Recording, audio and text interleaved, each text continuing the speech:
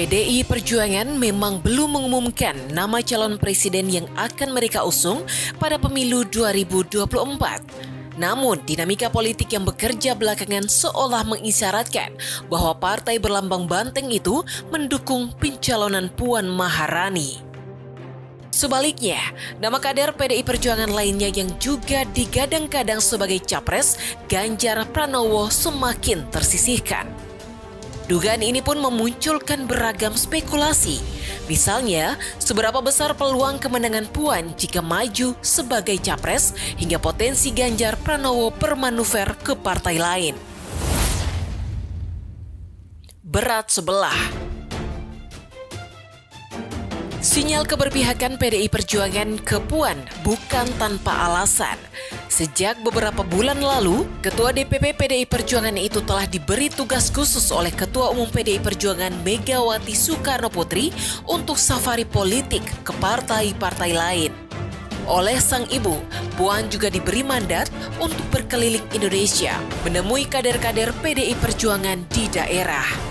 Terbaru, sejumlah kader PDI Perjuangan membentuk kelompok bernama Dewan Kolonel untuk mengupayakan pencapresan Puan. Kelompok itu diinisiasi oleh kader PDI Perjuangan Johan Budi sekitar 2-3 bulan lalu. Anggotanya kader PDI Perjuangan lainnya seperti Utut Adianto, Bambang Wuryanto, Hendrawan Supratikno, hingga Masinton Pasaribu. Pembentukan Dewan Kolonel ini telah direstui oleh Puan sendiri. Dewan ini membawa misi meningkatkan elektabilitas Puan di seluruh daerah pemilihan hingga mengantarkan Ketua DPR RI itu ke gerbang pencapresan. Keberadaan Dewan Kolonel sempat membuat Megawati terkejut. Megawati mengatakan Dewan Kolonel tak ada dalam ADART PDI Perjuangan. Sekretaris Jenderal PDI Perjuangan Hasto Kristianto memastikan Dewan Kolonel hanya guyonan politik. Kendati demikian, menurut Hasto, partainya tak akan menertibkan kader PDI Perjuangan yang membentuk Dewan Kolonel itu. Merespons Dewan Kolonel, para relawan pendukung Ganjar tak mau kalah. Mereka berencana membentuk Dewan Kopral untuk mendorong pencapresan Ganjar pada pemilu 2024. Ketua Umum Ganjar Pranowo Mania atau GP Mania Immanuel Ebenezer mengungkapkan pihaknya serius untuk meresmikan pembentukan Dewan Kopral. Nantinya forum itu bakal memiliki kepengurusan tapi tidak seketat organisasi pada umumnya. PDI Perjuangan pun telah angkat bicara soal ini. Hasto bilang sama seperti Dewan Kolonel, Dewan Kopral juga hanya akan partainya anggap candaan politik. Sementara terkait ini, Ganjar Pranowo meminta semua pihak menahan diri. Dia berkata, ihwal pencapresan merupakan kewenangan Megawati sebagai pimpinan tertinggi partai. Terlepas dari itu, muncul spekulasi publik bahwa nama Ganjar belakangan semakin tersingkirkan dari radar pencapresan PDI Perjuangan. Sinyal itu ditunjukkan dari Ganjar yang berkali-kali disindir oleh elit partainya sendiri. Bambang Pacul pernah menyebut Ganjar keterlaluan karena berambisi maju sebagai capres. Sementara Trimedia Panjaitan pernah menyebut Gubernur Jawa Tengah itu kemelinti alias sombong karena berhasrat mencalonkan diri di Pilpres.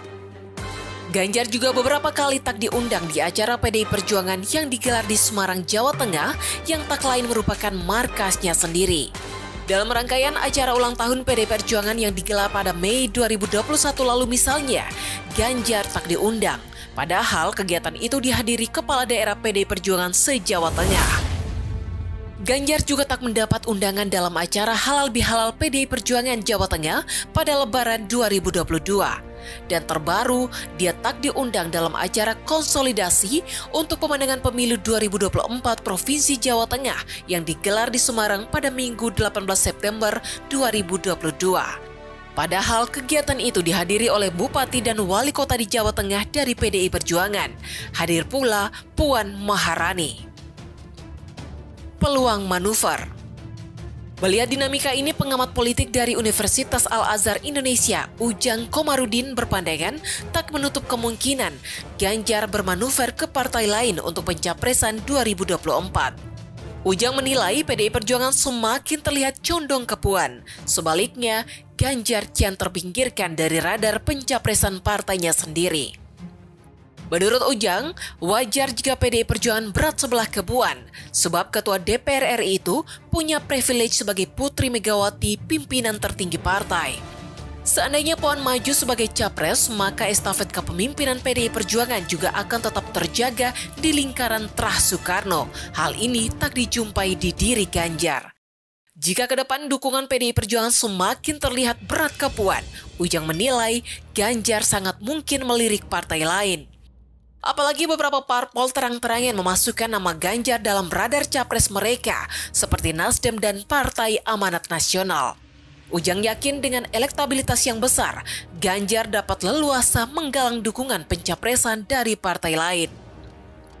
Menurut Ujang, sebenarnya sangat berisiko bagi PDI Perjuangan mengusung Puan sebagai capres, sebab elektabilitas mantan Menko PMK itu masih sangat rendah. Apalagi jika kelak Ganjar maju sebagai calon presiden pesaing Puan, bukan tidak mungkin PDI Perjuangan gigit jari karena kalah pertarungan. Namun demikian, Ujang berpendapat segala risiko itu telah diperhitungkan oleh Partai Banteng. Lagi pula, lanjut Ujang, selama gong pencalonan presiden belum ditabuh, PDI Perjuangan akan terus berupaya meningkatkan elektabilitas Puan. Misalnya melalui Dewan Kolonel yang baru-baru ini dibentuk.